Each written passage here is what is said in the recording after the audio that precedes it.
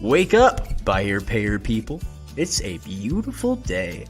Go grab yourself another cup of joe and say hello to Jim and Michelle Rhoads on the Buy Here, Pay Here Morning Show. Take it away, you two.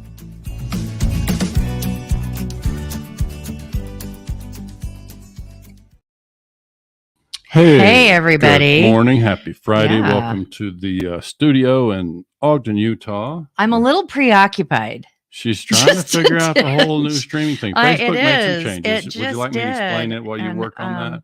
So Facebook made some changes, and they're kind of changing the way that we're able to broadcast into Facebook groups. And of course, a big part of our audience traditionally has been in the BHPH Success group. And so we're just trying to make sure we can get the stream made available to them. It just takes about 7 more hoops we have to jump through in order to get there. And so Michelle's over there jumping through hoops. I'm trying, man. As we try to get and live. I'm not exactly sure. We'll see what happens, but it's that it may take a couple more times. So I'm done. I'm done fussing. I am engaged. Oh, good. I'm nice. present Welcome. with the conversation now. So, hi everybody. It's Friday. Yeah, Happy Friday. Yeah. I'm sorry. I was not listening. Obviously, because they say that women can multitask. They say that? They do. Okay. They say, and I can some of the time. Yeah. I just wasn't right a second ago. So what do we have coming up? Well, we don't have our calendar for all the people that you've got scheduled. We got a lot of people scheduled in the month of May. Yeah. Some NIEDA folks, obviously leading up to the NIEDA conference. Got some great topics. And, we always stay a little bit fluid. So if there's something hot that comes up, it's like, can we move? Can we switch stuff around so that, we're staying really relevant on the things that are mattering to people at the moment. So. Yeah. And I think one of the things I can tell people generally looking forward to upcoming White Hat Wednesday episodes, you can expect to see us continue to, I'm calling it elevate the conversation. And what I mean by that is we got to spend a little more time in our industry, and we're just going to start the conversations and provide a platform for those conversations where, we got to spend a little less time talking about cost of cars and some of that stuff. And we got to talk about things like trust and what it means to earn trust of the consumers. And so this is what I mean by elevating the conversation, how we work together to solve some of these problems. So this is part of what you can expect to see out of our White Hat Wednesdays. And we may occasionally stream off of a White Hat Wednesday morning just because this stuff is too important. We got to bring the people to the conversations. And so just look for us to continue to talk about those things and start to figure out how do we begin to address some of this stuff. And today's conversation is going to be, almost everything we do really can be tied back to some of this stuff, but it's like helping dealers understand, this whole thing about, selling paper in bulk. Why does it matter? Why, if I never plan to sell paper, why should this stuff matter to me? And so this is all part of, what we have to try to talk about and think about. And, we spend a lot of time with our dealers, helping them get a grasp on anticipated cash flows, value of their business or their portfolios as they sit and so on. And so this is a part of a continuing conversation, but I'm just saying with our Wednesdays in particular, look for White Hat Way to continue kind of elevate the conversation around some of the big stuff that doesn't get talked about enough, right? Yeah. Or that we just need to try to change the tenor of the conversation. Yeah. About the things, the important stuff. Yep. So are you ready? Yeah. Let's bring it in, shall we? Excellent. All right. First we're going to bring in Mr. Jimmy Rambo. Good morning. Good morning. Glad to have you here. You have been a guest on a handful of occasions. We're glad you're back with us. So willing. Thank you. Spartanburg. Looks like you're probably in the offices in Spartanburg. I am. Nice. Glad to have you here. And then Jimmy, well, good. You got sorry. Eric in here. So Eric Batchelor from Alamo Financial is in the San Antonio area, Bernie, Texas, to be precise, right? Yeah. Yes, sir. And so don't try to spell Bernie for us. We'll figure that out when we need it. This is the first time that Eric has joined us. And we actually had the opportunity. I know Jim and Eric have known each other for a while. I had the opportunity when we were in Vegas to be able to have dinner with he and his lovely wife Julie, and a few other dealers and things. And so it was just, it's for me, it's a newer connection. So I just, thank you so much for that. Yeah, glad to have you here. So let me start with you, Jim. If you want to give folks your background, especially, I'd love to hear about your own background prior to Spartan and the work that you've done. We haven't talked a lot about that, but take your time and tell folks kind of what you come from. Sure. I'm Jimmy Rambo with Spartan Financial. I've been with Spartan going on over 7 years now. Spartan, of course, is the commercial division of American Credit Acceptance, where American Credit Acceptance is a $4.8 billion indirect lender. At Spartan, we have really two lines of business. We do lines of credit and when we buy bulk purchases. Previously at Spartan, I worked in community banking, commercial banking for 15 years. Half of that was a relationship manager. The other half was credit administration / special assets, which is the workout side of the group of a bank. So it gave me a lot of time of like learning, the relationship side, how to structure commercial credits. That's kind of my background with it. Sure. Very good. I can see how that serves you and the work you do now. So what about you, Eric? I know you've owned Alamo for many years. What about your work prior to that? Yeah, so I was with a large dealer group out of Dallas, and that's where that was in the 90s, and that's when I learned kind of the nuts and bolts of a well-run buy here, pay here operation. And I had a friend that had a small used car lot. This was in 2000, and he was selling his paper off to a company, and I had saved up a little bit of money and bought his. I said, why don't you let me buy it this time? So I bought a few, and then that was in 2001, and that's all we've done since then. The same thing. So we have dealers, 37 states or so, and so yeah, I really enjoy the business. I enjoy teaching dealers, giving any kind of information that's helpful for them, and it's like a great topic y'all have today, I think. It's important. As you gentlemen know, we don't work with a lot of dealers who sell paper. We work with a lot of early stage dealers, and of course, part of what we do as coaches is try to help them manage and service and own their own paper. And so, that's where we live mostly. But we certainly are familiar with the process, and we know that one of the things I said just this morning out there on a little short video was that, it's important, I think, for dealers to be familiar with this process, even if they have no plans to sell paper. Part of what we ask our dealers to think about is, if circumstances should change and you ever had to go someplace with that paper, it's just kind of important to understand what are the things that these bulk buyers would be looking for, so that I can be sure that I've created some paper, which is my primary asset in my business, this portfolio of contracts. This paper, what's going to be its liquid value if something should change and I, for unforeseen reasons, needed to go sell some or all of it. And that's actually a conversation we've had with other people, that it's like, if you need to exit or if there's something that happens, a lot of dealers are faced with this question, and a lot of them it comes up and they don't know the first thing about it. Yeah. They don't understand. So for today, if you're a dealer in that situation, you don't have to think about those scenarios. You just have to think about what's my paper worth. So Jimmy, let me start with you. Like, what would be among the things, and as I said, we're not going to take in, there's a lot of proprietary stuff here that we're talking about, key formulas and that sort of thing, but I just want to kind of help our listeners understand, like, what would be the things that you would be looking at? What would make the paper more valuable, for example? So it's kind of a function and a formula. I think everybody's got their own separate model, but you're looking at things like, it sounds simple, but days past due. Okay. How are the accounts you're looking at, are they current, or what's the delinquency of it? Loan to value, even seasoning, and then the structure of the deal. And that can be different buyers looking for different things, but sometimes you're looking at how much was down on it, how much down payment was. What's the APR on it? What's the monthly payment?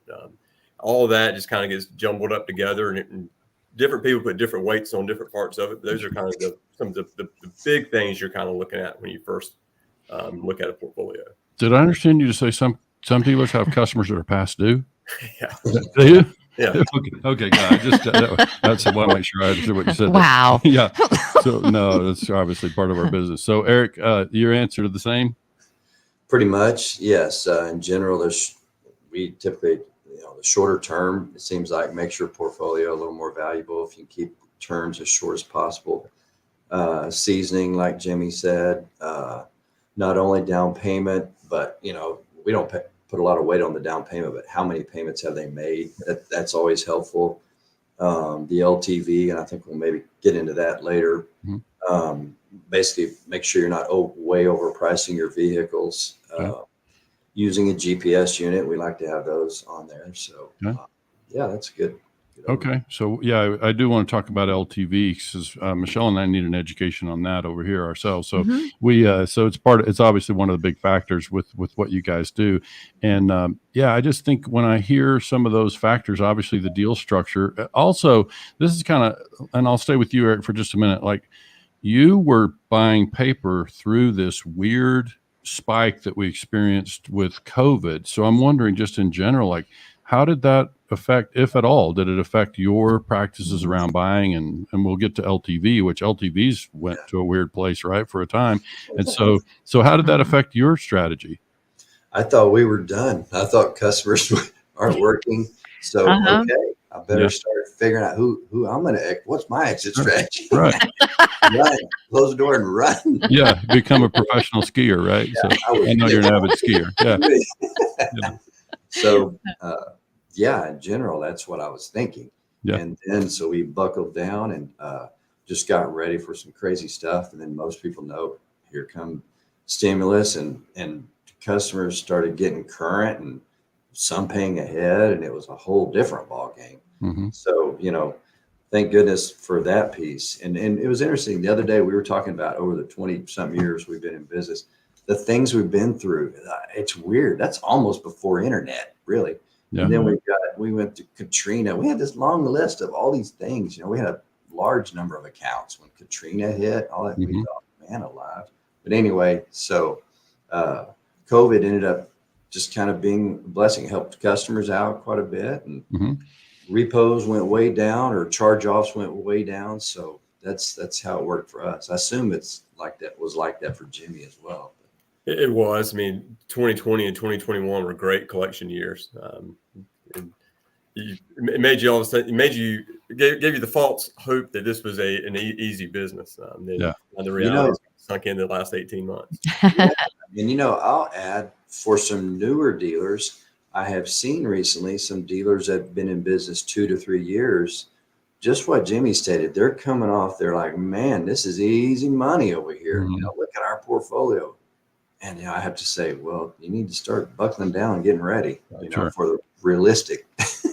Yeah, so, they could pay a price for some bad habits probably in the coming months and years. Yeah, it's obviously, it's changing. Obviously, now we're off of tax refund season. So we're into a stretch now where, it's going to be kind of telling, and we're back to kind of, practices from before. We still have high car cost, which means dealers are still having to navigate that deal structure thing. And that seems to be stabilizing. There's some indications coming down a little bit. That's not so much what we're here to talk about today. And keep in mind, though, I think it's interesting. Let's go ahead and talk about the LTV piece, Jimmy, because I know LTV is loan to value. And what we're really talking about is the paper, the balance on the paper relative to the value of the collateral, like the book value of the car itself. Correct. Fair enough. And so if that's the thing, like, I find it fascinating, and it's really kind of telling, and it's why this conversation can be really important. We know almost nothing about LTV. Why? We never see book values on portfolios that we're working with our dealers. Dealers don't think about LTV when they're not selling paper. When they start to think about LTV is when they're going to get a line of credit or when they're looking to sell some paper, right? That's when they start to really think about LTV. We know it's important, and it's certainly an indication. Even if a dealer were never selling their paper, it's an indication of where they own their paper, whatever that principal balance, that top line value might be on their portfolio compared to the actual liquidation value in the market of that collateral. Is that a fair way to say it, Jimmy? Yeah, that's correct. So I think it's right. For me, it's like, isn't that interesting that bulk buyers and lenders are interested, but dealers don't seem to be too wrapped up in the LTV now. So, but why is it different? So let's try to break that down a little bit. Like, for you, Jimmy, like what's your feeling? Like, why has that become such an important barometer for you guys when you're looking to buy the paper? Well, it's just that, like, it's what that collateral, if we were to have to take it over and have to actually collect that vehicle and repossess it, what would we actually get for it? Yeah. So we're wanting to minimize that. And Sure. the loan to value, and plus the higher it is, that means it's going to be the more the loss is there, particularly that gross loss you're going to have, and really the net loss too. But so it's not just, we tend to look at it not just at the origination, but what we kind of projected to be out over kind of the life of the vehicle, particularly if it's a higher mileage, and making sure that kind of mileage and kind of term match up with that loan to value as well, too. Yeah, that makes sense. So just to kind of paraphrase a little bit what I heard is that, even though you hope the account's going to be successful, as a bulk buyer who's assuming all the risk when you acquire the paper, you have to be prepared for that eventuality. What does it look like in a repo scenario, right? So that's kind of why you have to look at that as the backdrop. Anything to add to that, Eric? Well, really the main thing to me when I hear LTV, if I'm a dealer, really that's establishing a value of your it touches a lot of pieces of your business. It tells you if maybe you're overpricing your vehicles a little bit. Your lender, if you have a lender, is going to look at it. Buyers are going to look at it, and really it goes back to your point, Jim, of it's very important in the value of your portfolio. So if you see your LTVs are way too high, then it may give you some false sense of I have a question, newbie here. Okay. Yeah. So this is like an uneducated, slightly educated, whatever question. So LTV is based on book value, right? So that's whatever book that you're looking at. It's based on that. Of course, buy here, pay here dealers are going to place the price of the car above the book value. So is there like a percentage or a ratio that just works better? Because I mean, obviously you guys both know this as well. And that's probably part of where you're doing all this weighing, what's left on the loan, all of this. And so is there like a secret sauce about where that value lies with, where they're at with the loan? Because, you mentioned seasoning as well. And seasoning means, is this a new loan? Is this a loan that's been being collected for the last 12 months? Obviously, a loan that's going to be collected for 12 months is going to have less owed on it. And so the loan to value will be different. So wait a minute before you answer. I promised these gentlemen that we wouldn't take them into secret sauce. So just be sure. Well, you don't have to give me exact, but it's just like, I want to understand it so that when dealers, if they're not looking to sell right now, but they're looking, I want to be able to cover all my bases. What is a good, ratio for them to look at? Is there a target range? Yeah. I can address. Yeah. I can go ahead. Yeah, that's not a secret thing. That's something that any lender, any buyer, whatever, should readily tell you that number, I think. So, and going to your point, Michelle, is so a regular prime customer, if they walk into a bank and ask for an auto loan, let's just say that bank might say, we'll give you, the LTV needs to be 110% of X. Okay. So they're already like putting an extra 10% in. Yes. Yeah, exactly. Whatever that is. And then so going to a buy here, pay here dealer, the customer should know, the dealer knows, we know, everybody knows that they're going to pay, the customer, because of risk, is going to pay more for the vehicle. So in our case, and Jimmy and any buyer, I think it's just a bigger percentage. And so instead of the 110, we look at a much higher percentage. So ours, you can use different books. We use Black Book, and that's just one of the tools that people have. And we use, it's based on average Black Book, and we like the LTV to be 185% or less. So that's loan to value. Okay. Gotcha. That's kind of our general formula. So what I'm hearing from that, if I may, is, I've heard and I hope I'm not squirreling off the subject, but I'm famous for that. If you've ever listened to the show, it's like, Michelle, you just threw us a curveball. Yeah. So crap, I should have stopped the commentary because my lost the menopausal thought. brain Let's come just back- kicked let's in. We'll come come back back to to Yeah. it. Just So, Jimmy, you were going to speak to the same thing about LTV ratio. Yeah, it tends to be. We use Black Book as well for our values, but and I will say, I mean, we'll go up a little bit. We'll go up higher than that, but that just impacts the price. I mean, it's not that. There's a certain point we will not buy it, but I mean, that's just kind of a function of the price. The higher the LTV, the lower someone's going to pay. Sure. I remember what I was going to say. It's so 185%. Let's just say that this is kind of what we're looking at keeping. I've heard since I joined this journey in this industry, so many dealers say double and add 1,000.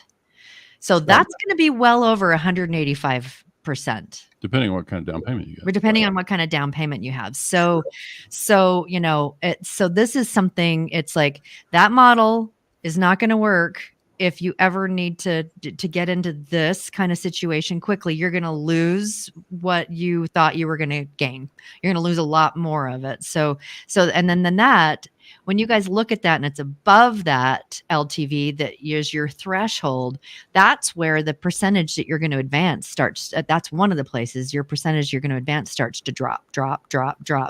But then the same with that. So you mark that vehicle up that much, and plus that 1,000, you're not going to collect that realistically anyway. So there's so many different ways. Phantom I guess profit. part of what makes it so difficult. There's no way to really standardize all this. Because there's 500 different ways to do this business. And every dealer's got a slightly different way, and it's just kind of understanding how each piece kind of flows with each one. So you may have that double plus 1,000, but that means that that a buyer may pay a little bit less, but that still could be more than what if I don't market it? What if I only market up say $3,000, but then I'm only paying like say 90% of this, but 70 versus that. So it can end up being kind of the same amount. Gotcha. And so I think so what I'm hearing is, and maybe you can each kind of tell me roughly about how many factors, but Jimmy, at your place, there's going to be some sort of scoring method, and there's going to be a number of things that you sort of sweep the data through and to make a judgment. So LTV would just be one of the factors that may affect pricing. It doesn't mean you wouldn't buy it. It just may affect pricing, right? So I think the other thing that I would like to talk about around that is, and this is a question I didn't exactly prepare you for. So he's doing it. He's sitting there, saying you're going to do it. But I would not expect less. Yeah. Well, this happens. It's kind of like if we just sat around a table at a conference. We're just talking, right? And if you don't have the answer readily available, it's fine. But one of the things that I had a conversation with somebody who was a former bulk buyer, and they talked about that they pretty much only bought paper at max APR. Is that true for both of you? Eric, we'll start with you. Do you pretty much will you buy paper that's below max? Well, I have actually bought some 0% paper. So I'm kind of all over the place, but it affects pricing. That's dealers that comes up. Rarely do I bid those portfolios, but if I bid one, say 0%, and my price would be in the 30% range. They don't understand really because of the interest. So that becomes kind of challenging, but yes, we like the higher interest rates on there. So, we don't require max, and our scoring model it's an average. So any of these things we're talking about is on a portfolio average. So there can be some deals in there with much higher LTVs, but and then we have a max that we kick out. But so I was going to kind of add that piece as well. So Jimmy, you buy paper below max, but it also affects the pricing? It does. I mean, the APR definitely is one factor that any buyer is going to look at. But I mean, you're looking to see what your return is going to be, and how you can generate revenue off two things, either from the APR or the discount you're buying it at. Right. So that's the top side of it. So that's. Did everyone hear that? Yeah. That there's two things that it's like the APR and the discount is it's like what will because people that buy loans or people that buy the paper, they're intending to make some money. Yeah. So they're not going to give you 100% of something that, or, wherever it is that your repo rate is at 30% or whatever, just, yeah. Well, and we'll get to recourse, but I think, the other thing that's happening here is these gentlemen, as they buy that paper, their companies are now owning the risk, right? Yeah. So that discount, that's what that discount is about. They have to have some allowance for the risk that they're now taking. So that's part of what the formula is built to do. But I think, going back to LTV quickly, why would you max your, LTV, Eric, at 185% or what? It's because history says that it doesn't perform well past that, right? It's like it doesn't perform as well, and so that's why the kind of the ceiling on some of that stuff for you. Yes, and we do like to purchase paper that we feel like the customer has a chance to pay out. So we don't buy a lot of huge, long-term, big balances, that kind of stuff. Yeah, I would. Go ahead. Sorry, I was going to say one thing I was going to add about the APR is one thing that might be good for your dealers to know is using the same APR. So we do, across all of your contracts. So we do see a lot of dealers that will send us a portfolio and the APRs are kind of all over the place. And that's a kind of a big no-no. So why is that a big no-no? Is that a big no-no for you, or is that a big no-no for compliance? Compliance. And so, yes. And the reason for that is, and you correct me if I'm wrong, Jay, but you're supposed to charge the same rate, because if somebody came in and examined your portfolio, why did you charge this person that, this person that, this person that? If you are going to do that, you need to have very clear written policies and stick to it, and have like 2 programs or 3 programs. But so we see dealers, I don't know why they vary the APRs, but I mean, that makes it just unpurchasable, basically. Yeah. Wow. That's the piece. That's the piece we tend not to talk about in bulk buying, is the compliance piece, because nobody likes to talk. Nobody likes to talk about compliance. But then even like the APR piece, but then are they even using compliant contracts? You'd be surprised. Yeah. Where they've used an outdated form, Yeah. they've handwritten it, they modified it, and so you're doing, or maybe they didn't have the right disclosures, or they've added something. So you're going to review contracts and deal jackets as part of the process too. Yes. By the way, 75% of our audience just turned off their I know, computer right? whenever you said compliance. I tried to. Yeah. No, it's true. Yeah. It's something we have to recognize, is that it affects value. You heard Eric say it. It's not viable. Yeah. I'm not going to buy paper that's all over the place from a compliance standpoint. Squirrel, a little bit, is that, compliance is not sexy. It is not fun. It is not something people want to talk about. And so to all of those out there in the world of compliance, like our friend Steve Levine and all those, it's like they're doing their darndest to make it more fun and easily, consumable. And so it's like, that is an uphill climb to get dealers to pay attention and to, have an interest in these things. Of course, none of this stuff would translate if I were Jim. Just let me be the dealer for a minute. If I'm the dealer, Eric, and I have some paper and I'm charging max APR, what we recommend to dealers, because of the valuation element, we'll tell dealers at the early stages when we're doing a lot of their pro formas and cash flow modeling, I'll say, I'm going to make a suggestion that we set the APR on the higher side. We don't have to go to max. And the reason I'm advocating for that is because we know it's going to affect paper value, even though you don't intend to liquidate this paper. It's going to affect value. You never Obviously, know. it's income. And you can always, with those dealers, we say we can always create programs to give back to the consumers, right? So we can always, use that as ways which doesn't exactly translate to you if you buy the paper from me. But I'm simply saying that's part of the strategy that we urge dealers to take. And I just wanted to have a chance to explain why and have you guys kind of speak to that. It's like that you just basically said that having the APR is one of your sources of income. So it's going to affect the value of the paper, right? So let's see. I had something else I wanted to ask about. Oh, GPS. You mentioned GPS. And I think, Jimmy, if I'm not mistaken, somebody on your team told me a couple of years ago that GPS is not something you guys acquire at Spartan. Is that correct? No, we do not.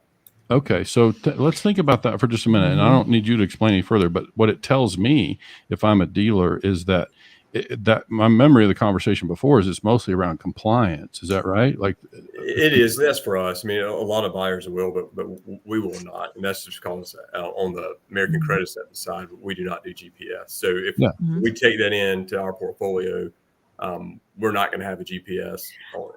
It's a lot for you to have to manage beyond just the collections too, because each dealer that you buy a portfolio from is going to have a different GPS model, a different whatever, all of that. But I think what I heard is it's really just the liability element. So for us, it's the compliance piece. It's the compliance piece. So I think that's interesting. And it says a lot to us. What it says to me when I look at the broader buy here, pay here industry and the deep subprime segment overall, it's like that's an interesting and kind of telling thing about, where we are as an industry. Obviously the technology helps a lot of dealers justify initiating or originating a contract, and so they've got a new relationship. And we're not in any way saying dealers don't use GPS. We're certainly not. We're certainly not. All Jimmy's saying is if they acquire the paper, they're not going to utilize it in collections, right? They're not going to activate the GPS or use it otherwise in their collection process. So I just find that whole element really fascinating, and it's kind of telling to me about what the liability element of all that. Anything to add to that, Eric, about GPS units? If you are going to use them, you definitely need to get disclosures. We see a lot of that. We get it. They're getting it, and we have to remove those. Sure. Those deals to look at. Yeah. I had like another question. Okay, go. I'm like full of them. I was like totally. Yeah. Repos.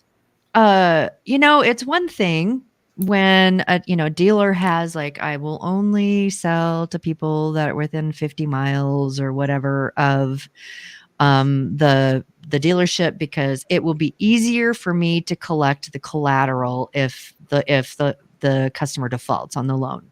So you're all over the US and, so it's like your range is the border of the country, just about. Might not stop there. Not even stop there. So, what is it something that when someone defaults is putting an effort into repoing the vehicle something that you guys do?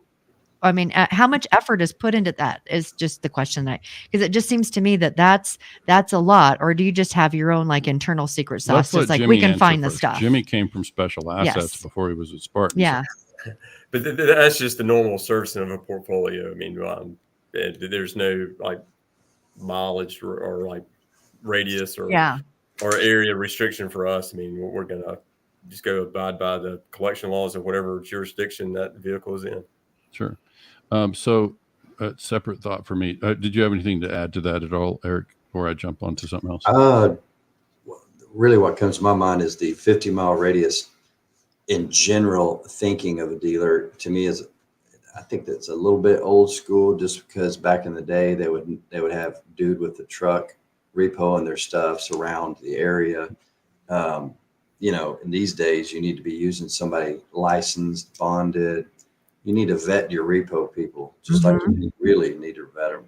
And so, and that's actually, I think the reason a lot of dealers, in our case, do the servicing is because it allows them to sell beyond a certain boundary because Jimmy and we, I know we have repo agents all over the country. Yeah.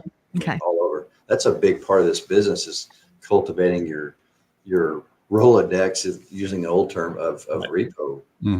I mean, you have to, some will get hot, cold, have employee issues, whatever, equipment issues. So we're old enough to understand Rolodex. We'll explain it in the comments for those young. It's like a rotary phone. Yeah.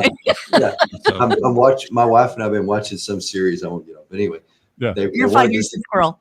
This lady wanted this, her big value was her Rolodex, and they were all trying to get watching the same show. Oh, that's yeah. I know which one you're talking about.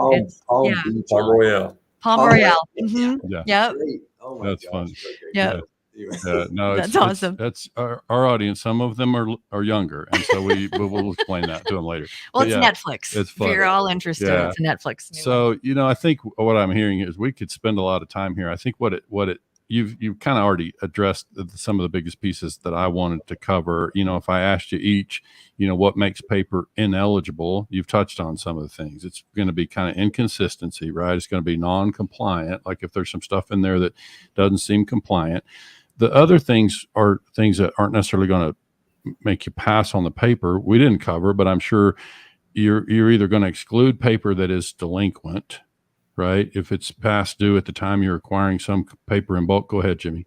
Or either you're going to pay less.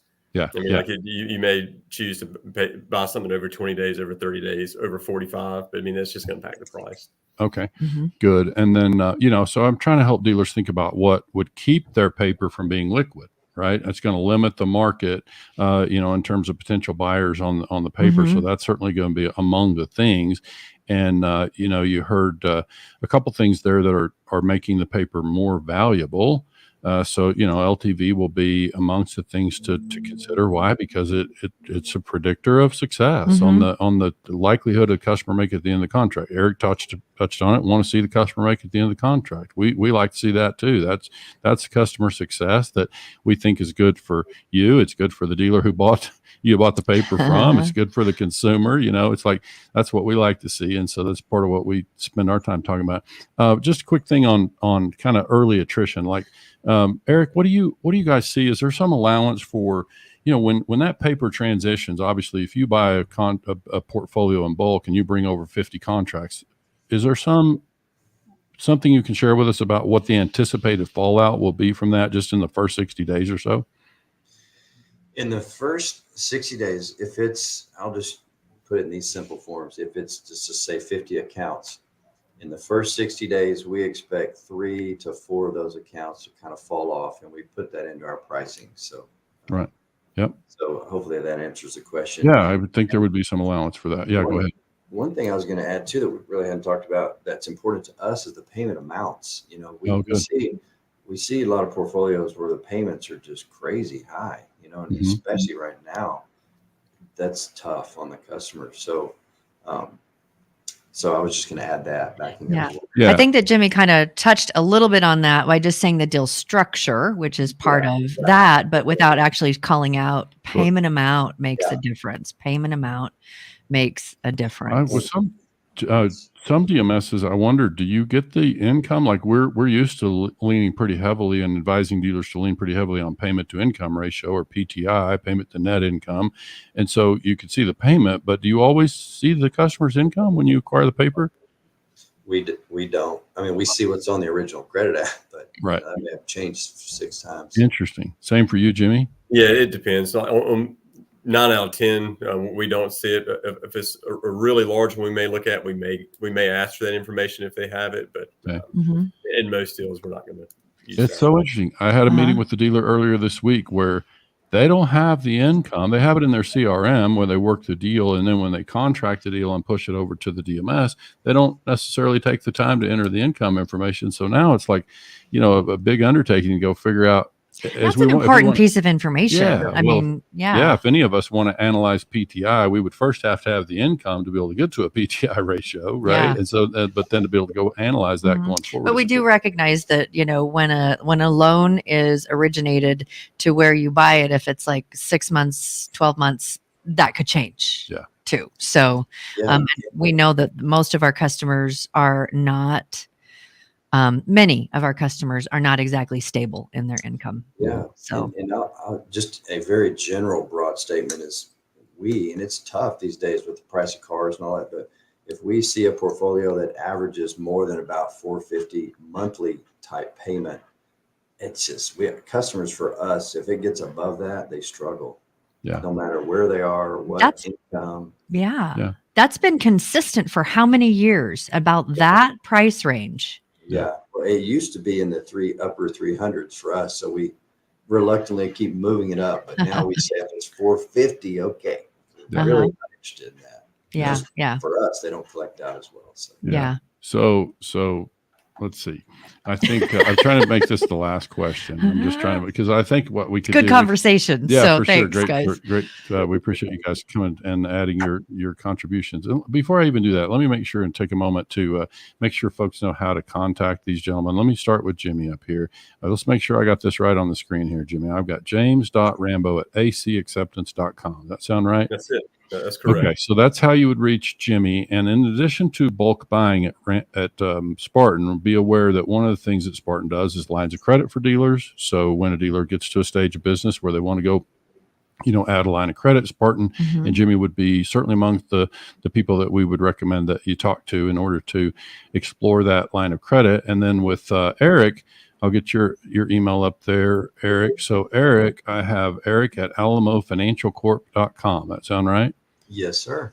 So the be aware that Eric's company has a really great program on servicing. So that just know that in addition to the bulk buying stuff that we've talked about, if you have paper to sell, you can certainly reach out to Eric. But also, if you're just looking for somebody with a ton of experience to service your paper, then just know that, if you're tired of the collections headaches, that's a good something option. that just be aware that Jimmy's company does that. And I'm sorry, Eric's company does that. And I can say that that is something that we had a chance to meet some dealers that work with you, Eric. And I can say that it was quite telling to me that they knew like all your people. They knew all the names of all your people. And so what that tells me is that relationship is pretty close. It's still ongoing. You work very closely with, and that's probably the most successful scenarios when you do have that kind of collaborative relationship. Very happy.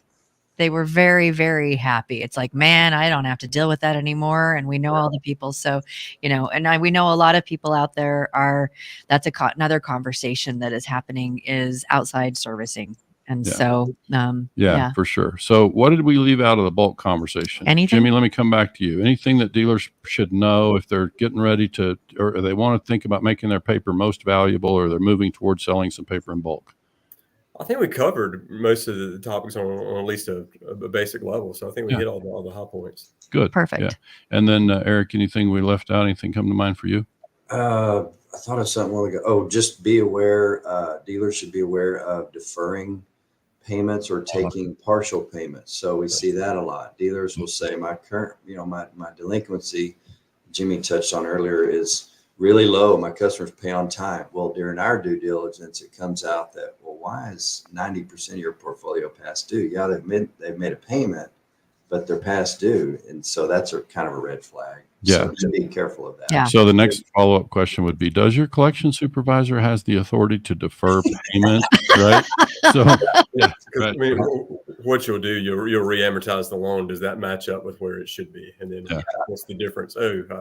I've deferred the last 9 months of payments. Yeah. Why do you do that, Mr. Dealer? Well, it just makes me feel good on a Saturday. So, no, I'm kidding. That's obviously I'm being facetious, but it's right. There's truth to that. But I'll tell you what I do hear a whole lot to that question is, I'd rather get 200. That's all I could get, or I'd rather get 200 than nothing. And we're like, well, you need to have a better plan in place for that. Good. Yeah. I definitely want to have Eric back to talk about that very subject one day, because I know that they have a different practice than what we hear typically across the industry, and it works around what? So around collecting full payments versus deferred. And so I think it's an interesting thing for people to understand. So I'm writing it down. We don't have Eric, enough time to dig into all that today, but I do think I'm glad you brought that up. That's a significant thing for folks to be aware of. But yeah, I appreciate you gentlemen making time to cover this. I think our listeners definitely picked up some new information. We're always just trying to make sure that, we spend a lot of time talking about enterprise value. And even if the dealer's brand new, we ask them to think about beginning with the end in mind and think ahead to even to exit. Like, what's this? What are we trying to create here? What are we trying to build? Is it going to have value? Is it going to be marketable? Is it going to be transferable to somebody else? I mean, these are all things that we want to kind of know. And obviously portfolio value is going to be, kind of central in a lot of that. And so I'm glad you guys made time to talk, and we appreciate you and your contribution. So we'll have you back again. We enjoy having you here. So glad to do it anytime. Oh, thank you. Shall we wrap up there? If y'all want to stick around backstage so we can say proper goodbye, if you have a couple minutes. If not, I just publicly thank you so much, gentlemen, from me too as well. We're gonna put you guys Interesting. Backstage. Oh, you just frozen it. We're frozen on our side. Uh-huh. So they may still be hearing the audio. So we'll just explain that we're just kind of frozen, may have a streaming delay. So just stand by. Looks like it might be freeing up, Michelle. Okay. Yep. I think so. All right. So I think I and I feel like I'm frozen again. So this is the first time we've had this kind of situation with our internet streaming. We're going to do this, and we're going to do. Hey, everybody, if you're still there, thank you so much for joining us. We will see you next time on Monday. And we really appreciate you being a part of the show today. So I'm going to go ahead and just do the things that we normally do to close out the show. Yeah, stand by.